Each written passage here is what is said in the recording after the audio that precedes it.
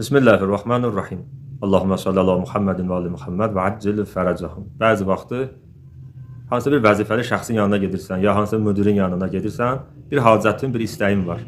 İstəyirsən ki, sənin sözünü qəbul etsin. Sənin üçün çox önəmlidir.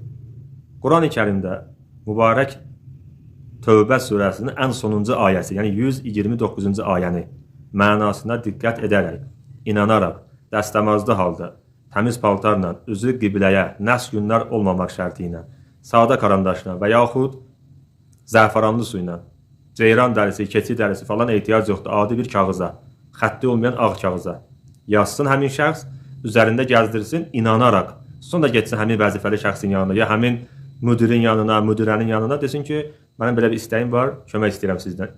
Ümid var ki, bu ayənin bərəkəti ilə və o şəxsin qəlbən ayəyə olan etiqad və imanı sayəsində sözü yerdə qalmaz və inşallah öz istəyinə çatır. Bu videonu maksimum paylaşın. İmam-ı Zaman, Həzrət İmam Məhdinin 12-ci imamı ilə öz dualarınızda heç vaxt unutmayın. Allah sizləri müvəffəq eləsin və bizi Quran və Əhl-i Beytdən ayrı salmasın.